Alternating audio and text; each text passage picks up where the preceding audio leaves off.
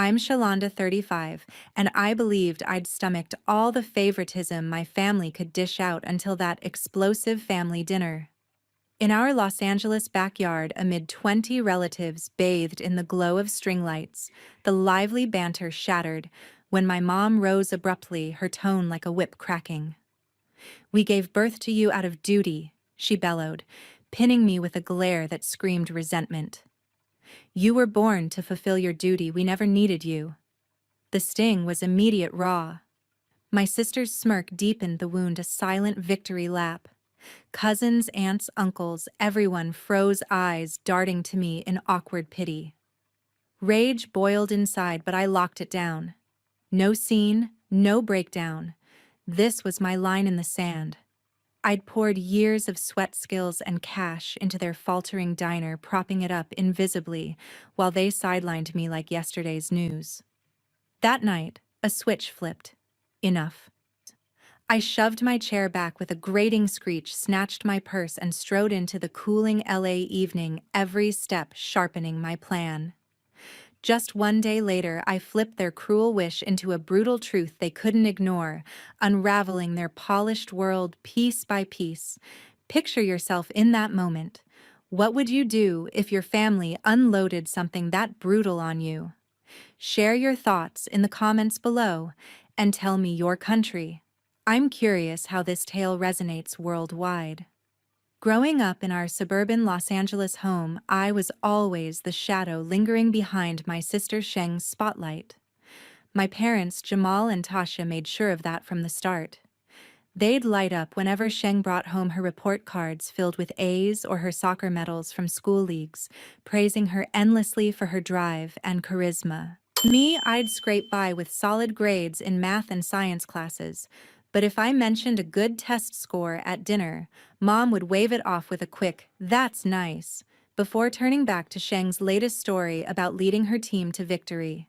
One memory sticks out from when I was about 10. I'd won first place in a school science fair with a project on solar energy that I'd built from scratch, using old parts from Dad's garage. I was buzzing with excitement, imagining them showing up to the award ceremony at the community center in our neighborhood. But they forgot too, caught up in Sheng's dance recital across town, where she nailed the lead role.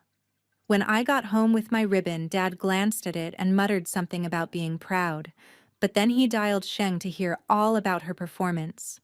His voice animated as he laughed at her recap. Sheng lapped it up, giving me that knowing nod like she was the star and I was just the extra. Family meals turned into Sheng's solo acts too. We'd sit around the kitchen table in our modest house, the smell of Mom's home-cooked tacos filling the air, and the conversation would inevitably shift to her. "Tell us about your day at school." Dad would say, his eyes fixed on Sheng as she spun tales of her friends, her clubs, or her plans for the weekend. If I tried to chime in about my coding club experiments or a book I'd read, Mom would interrupt gently but firmly. "Hold on. Let's finish hearing from your sister first." I'd bite my tongue, pushing down the knot in my stomach, learning early that speaking up only led to more silence on my end. It wasn't just the words. They'd buy Sheng new outfits for her events or drive her to extra practices, while my requests for supplies or rides got met with excuses about time and money being tight. Even at extended family gatherings in local LA parks, like barbecues under the palm trees, with cousins running around, the pattern held. Aunts and uncles would cluster around my parents, listening as Jamal boasted about Sheng's latest achievement, maybe her spot on the debate team or her volunteer work at the community shelter. "She's got such a bright future." Tashia would beam, pulling Sheng in for a hug while I stood off to the side, helping set up the picnic tables or playing with the younger kids. No one asked about me, and if they did, my parents would pivot right back to Sheng, like I was an afterthought they hadn't prepared for.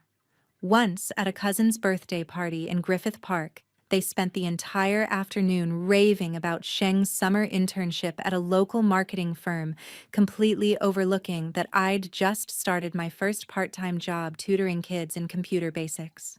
The dismissal burned, but I swallowed it, convincing myself that keeping the peace mattered more. Those years shaped me in ways I didn't fully grasp then, I'd lie awake in my shared bedroom staring at the ceiling fan whirring above, wondering why my efforts never measured up.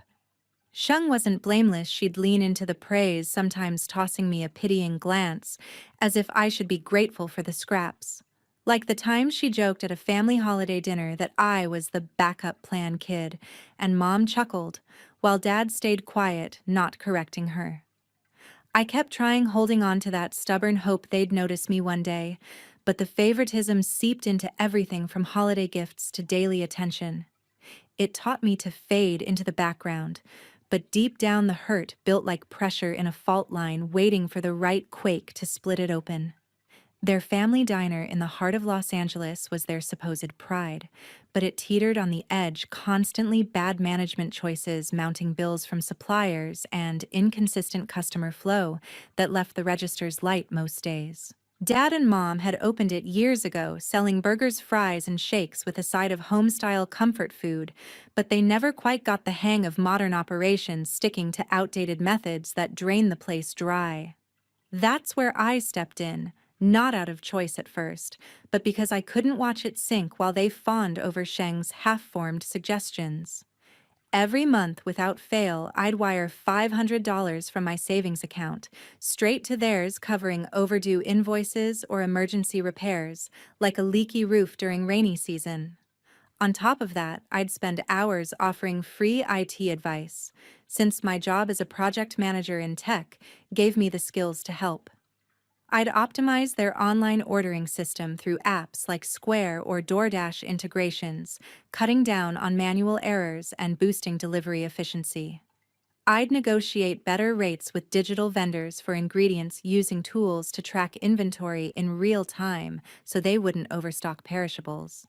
Late evenings in my downtown apartment, I'd hunch over my laptop reviewing their spreadsheets, spotting discrepancies that could have led to thousands in losses if ignored. Did they ever acknowledge it? Rarely. Instead, they'd call Sheng to rave about how her marketing brainwaves were the real saviors, things like suggesting a new flyer design or a vague social media promo that never fully launched. My contributions got a curt nod at best, then brushed aside. Once I spent weeks untangling a payroll software glitch that was messing up employee taxes, potentially triggering an IRS notice. I presented the fix over a quick video call outlining how it would save them hours weekly. Mom listened for a minute before saying, "Okay, that's handled. Oh, Sheng's got this great idea for a loyalty program next month." Dad grunted in agreement, already texting Sheng to discuss her vision, while I sat there with my notes feeling like an unpaid consultant they'd dialed by accident. It wasn't isolated. I'd recommend switching to cloud-based accounting to automate reports, but they'd dismiss it until Sheng casually mentioned something similar months later during one of her visits to the diner. Suddenly, it was groundbreaking, and they'd credit her for the shift even though my initial setup had laid the groundwork. Sheng played into it, accepting the compliments with that same pitying glance toward me, as if my efforts were quaint but unnecessary next to her flair. At a staff meeting I attended remotely, she once quipped that I was good with the tech stuff, like it was a hobby, while Mom laughed and Dad steered the talk back to her promotional plans. I gritted my teeth through it, all thinking about the trips I skipped, or the nicer furniture I couldn't afford because that $500 went out like clockwork. Why did I keep at it? A mix of duty and that lingering hope they'd finally see my value, the reliable one holding things together behind the scenes. I'd stay up past midnight tweaking their website to improve user experience, adding features like online reservations that increased bookings by noticeable margins. Meanwhile, they'd be at Sheng's place in the suburbs gushing over her latest pitch for a menu rebrand that amounted to little more than swapping font colors. The money and time added up, chipping away at my own stability, but family ties pulled me back each time. Still, with every transfer and ignored email update, the resentment simmered, a quiet undercurrent to the favoritism I'd known since childhood. Sheng's role in it stung too. She'd toss off comments like, "Stick to your computers," during group chats, reinforcing that I was the utility player, not the star. Looking back, it was clear they relied on me for survival, not affection taking my skills as a given, while elevating her every whim. That evening, at the family dinner in our Los Angeles backyard, the warm summer air hummed with conversation and the sizzle of burgers on the grill as 20 relatives milled around picnic tables draped in checkered cloths. String lights twinkled overhead, casting a soft glow on faces I'd known all my life, cousins trading jokes, aunts passing plates of potato salad, uncles nursing beers. But as always, the focus gravitated to Sheng perched at the head of the main table, her posture confident like she owned the space. A cousin leaned in, grinning wide. "Sheng, I heard you're crushing it in marketing now, district coordinator already." She nodded, her smile practiced and bright, absorbing the admiration like sunlight. Another relative piped up, "Your campaigns for that chain are killer. You've got real talent for drawing crowds." I shifted on my bench, twirling a fork through my coleslaw, accustomed to this ritual, where Sheng's accomplishments took center stage. Mom beamed from across the table, her voice carrying over the chatter. "She's always had that business instinct," Dad agreed, puffing out his chest as if Sheng were their crowning glory. The praise rolled on her recent ad push, her knack for customer engagement, her innovative tweaks to social media strategies. No one brought up my role, not even in passing, despite my years stabilizing companies through IT overhauls. I'd managed projects that turned failing tech setups around, saving firms from downtime disasters, but here amid the family I faded into the background once more. Still, I figured tonight might be different. Maybe I could slip in something useful about the diner. I waited for a lull, then cleared my throat, keeping my voice even. "I've been digging into the diner's ops data lately. You're hemorrhaging on excess stock. If we tweak the inventory app and drop a couple unreliable suppliers, it could shave thousands off annual costs." I leaned forward, ready to break down the plan I'd mapped out over weeks, a streamlined system with automated alerts for low stock and better vendor deals through bulk negotiation platforms. The table hushed, but not in interest. Sheng arched an eyebrow, her lips curving into that familiar smirk. "Inventory apps, that's quaint?" She drawled, her tone laced with sarcasm. "Leave the real strategies to me. I've got concepts that actually move the needle." A few cousins snickered, the sound twisting in my gut like a bad bite. Mom cut in sharp and dismissive. "Honey, we're not here to crunch numbers. Let's keep it light." Sheng's lining up a fresh promo for fall. Dad didn't meet my eyes, just took a swig of his drink, murmuring, "Yeah?" Sheng's on top of it. My cheeks burned, hands clenching the edge of the tablecloth, the weeks of analysis dismissed like a child's doodle. I pressed on, forcing composure. "It's more than data. I could renegotiate those online vendor contracts, lock in discounts that make a tangible impact." Sheng burst out laughing this time, a cutting bark that echoed off the fence. "Vendors, come on. I've handled that ages ago. Maybe stick to your office gig." The murmurs swelled, some amused, others shifting uncomfortably, as the table dynamic tilted further against me. Mom waved dismissively, "Enough of that, Sheng, fill us in on your new video campaign idea." Dad nodded, pivoting to her as if my words had evaporated. I leaned back, throat tight, the old ache of erasure settling heavy in my chest.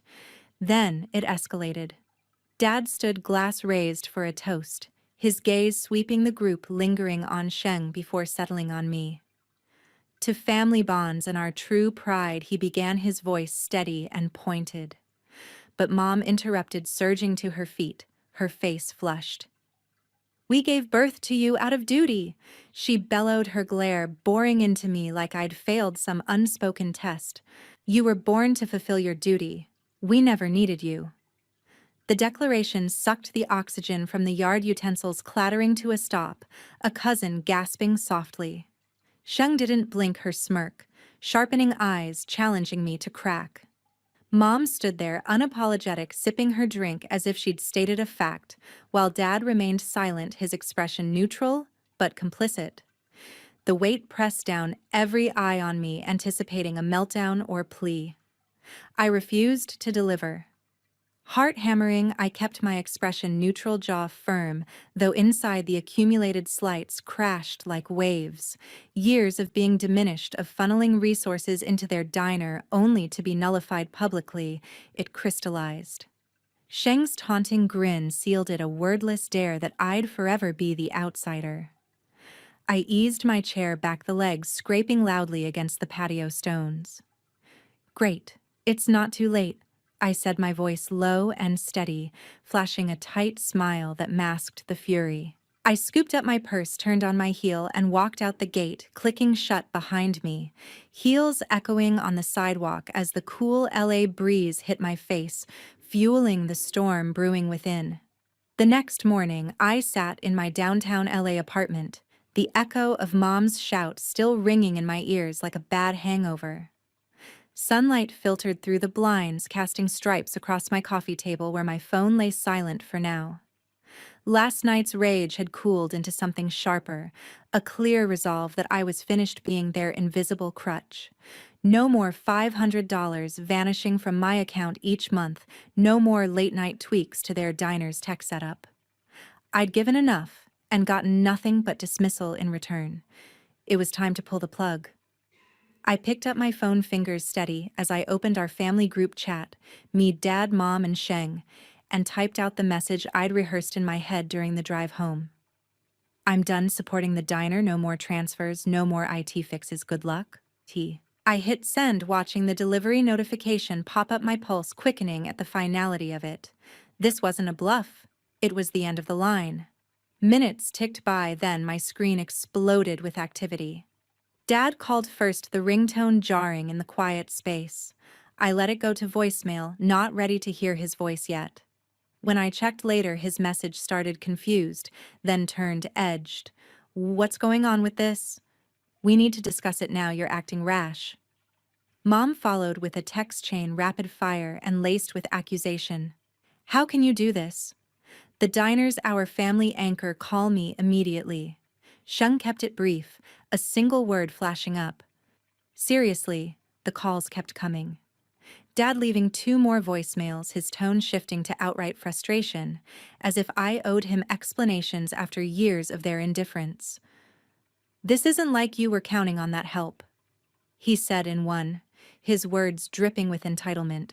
Mom escalated to emails, long paragraphs about legacy and responsibility, how abandoning them now would shatter everything they'd built.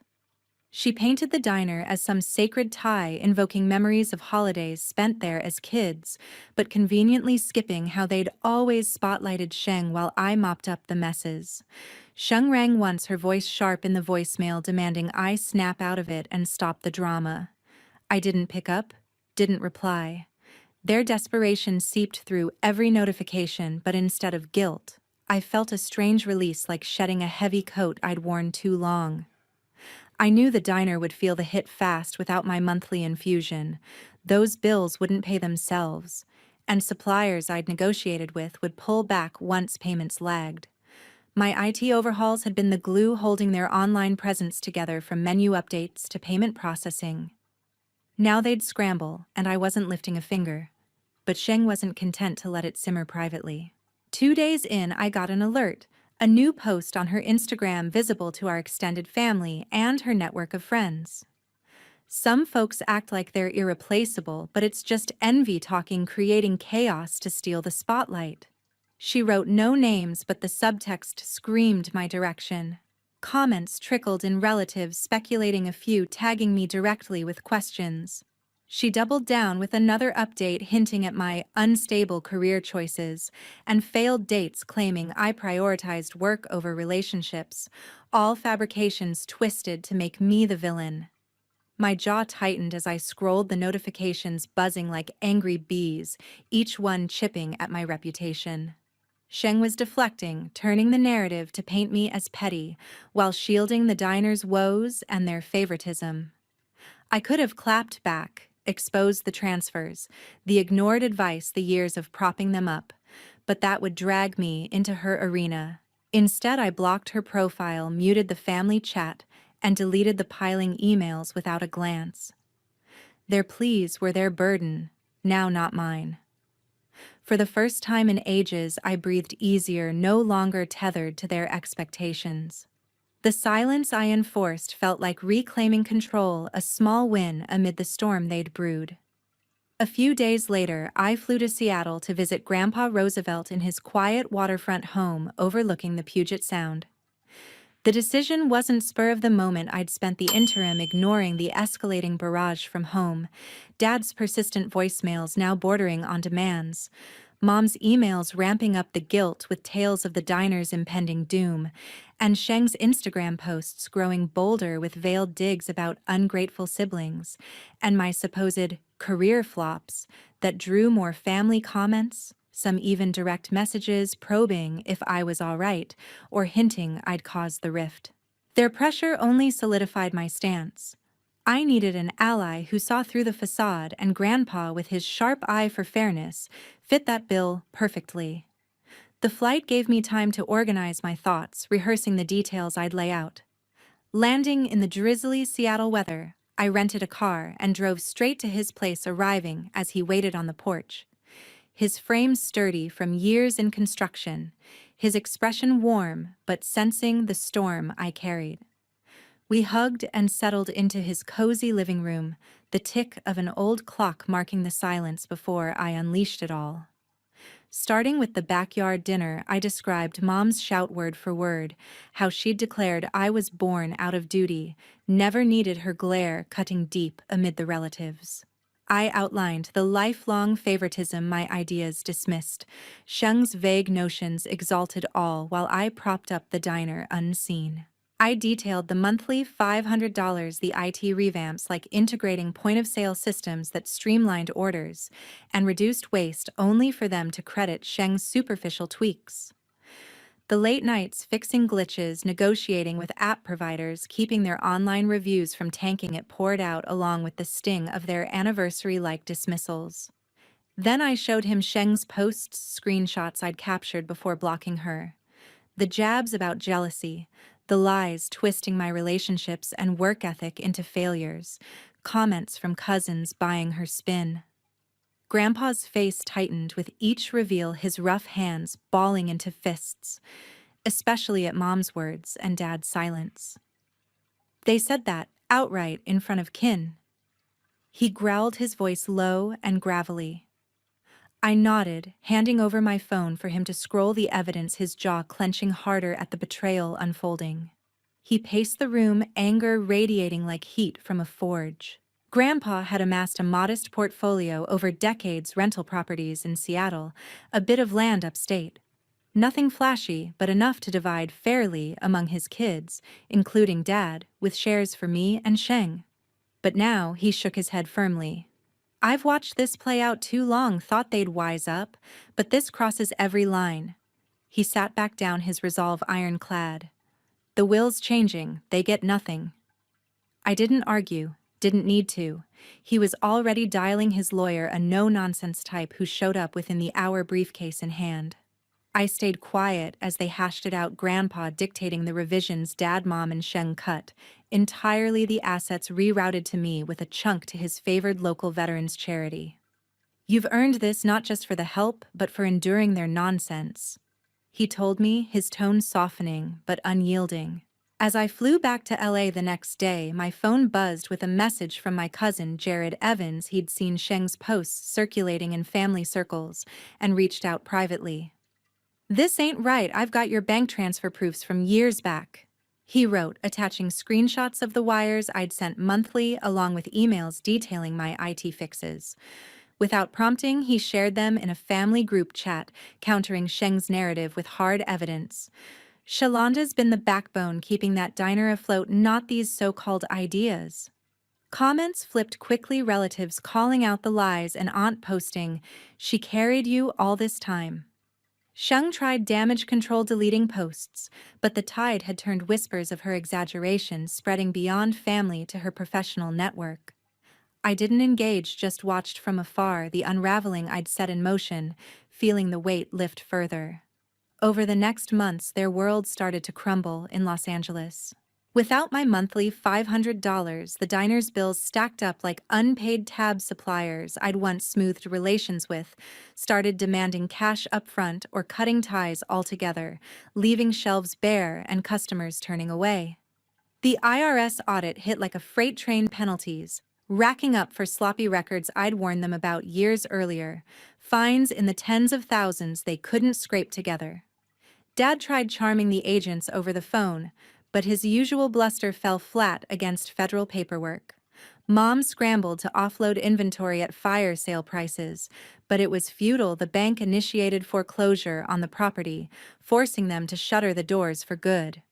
I learned the details secondhand from a neutral cousin, not from them directly, and I didn't reach out to confirm or console their choices had led here.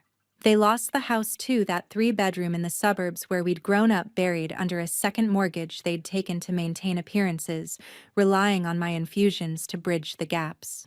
Payments lapsed fast without income flowing in the bank, seized at all their belongings, crammed into a storage unit, while they downsized to a cramped one-bedroom apartment in a rundown complex on the city's edge. Relatives who'd once nodded along at gatherings now distanced themselves. The truth about my support spreading like wildfire through Jared's shares and family chats. An uncle confronted Dad at a distant relative's event saying, "You drove her off. And for what?" Mom tried spinning it as my abandonment, but the evidence, those transfer proofs and emails, undermined her every time invitations dried up, their phones going quiet. Sheng's fallout cut deeper. Her grand pitches to investors about expanding the diner into a mini chain evaporated. Once the core business folded, they backed out, wary of tying funds to a proven failure. Her reputation took the biggest blow as Jared's counters went viral in our circles, relatives digging deeper, uncovering how her innovative ideas had never materialized, while my fixes had kept things afloat. Comments turned vicious. "You smeared her to cover your tracks." One aunt posted, Sheng scrambled to scrub her Instagram, but screenshots circulated anyway. Colleagues at her marketing firm caught wind, whispering about her inflated claims, leading to passed-over promotions, and eventually a layoff notice framed as restructuring but timed suspiciously. She bounced to temp gigs in retail, her interviews flopping as references soured, no one buying her excuses anymore. Meanwhile, I channeled my energy elsewhere, meeting up with my friend Lakita at a cozy coffee spot near my apartment, the aroma of fresh brews grounding our talks. I spilled the saga, the dinner, the cut-off Sheng's posts, Grandpa's will shift, and she listened, eyes steady, stirring her latte without interruption. "You've held them up forever.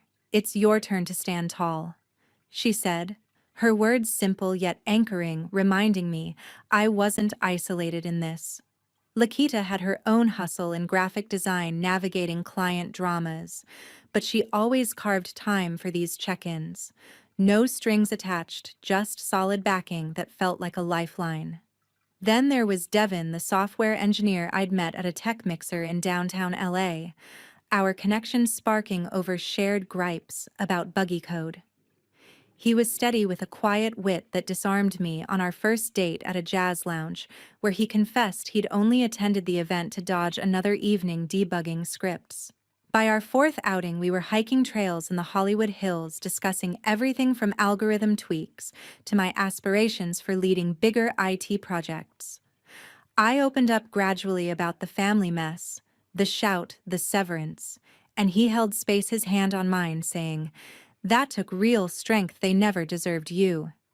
His belief hit different, untainted by obligation, a genuine lift I'd missed from home.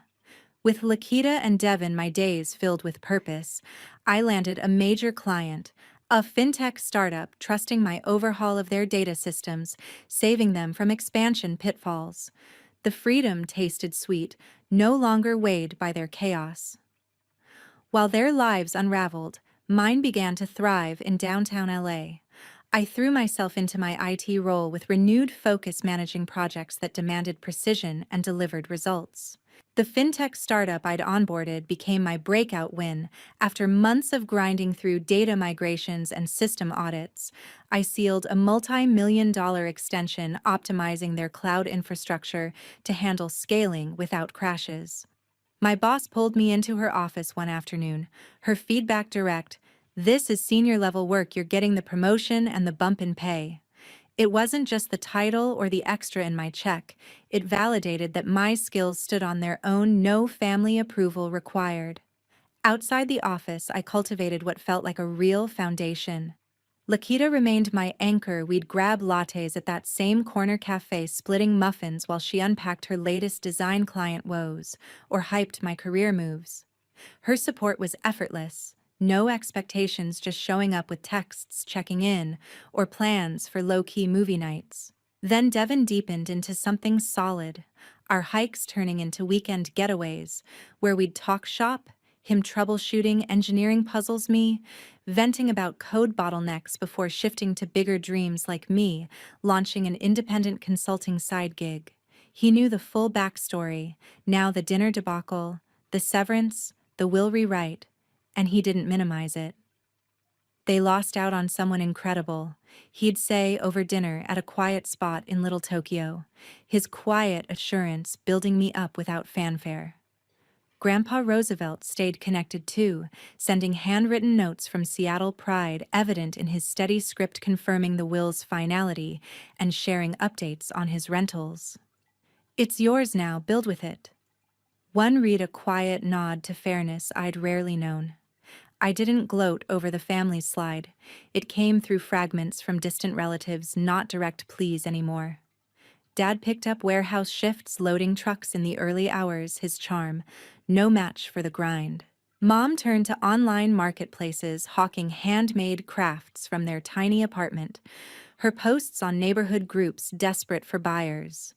Shung flitted between entry-level retail spots, her marketing resume tainted by the exposed lies, interviews drying up as word spread through shared contacts.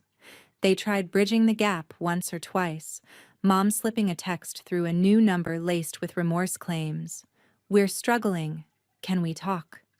Dad left a voicemail softer but still entitled, "Family sticks together. Let's fix this." Sheng even emailed all caps demanding reconciliation, but I deleted without reply, blocking the accounts as they surfaced. Grandpa shut down their overtures too, refusing Mom's call with a curt, "You reap what you sow," before hanging and ignoring Sheng's texts entirely. Dad never reached out to him, pride or shame holding him back. I stayed detached, no lingering ties, their downfall a consequence of choices not my doing. The shift taught me hard truths I'd overlooked for too long. Value those who see you fully, not the ones who drain you chasing validation that never arrives. I'd wasted years funneling effort into a void, thinking more giving would earn my place, but it only enabled their bias. Now, with Lakita's reliability, Devon's partnership, and Grandpa's equity, I invested in what nourished back. Life wasn't flawless, demanding deadlines, self-doubt creeps, but recalling Mom's shout, Sheng's smirk. Dad's silence grounded me. I wasn't the antagonist in their narrative, I was the one who'd chosen freedom. My apartment buzzed with new energy, Devon's laughter mixing with Lakita's playlists. My career a platform for growth, not proof. Thanks for sticking with my story. What would you do in my shoes? Drop it in the comments and subscribe for more.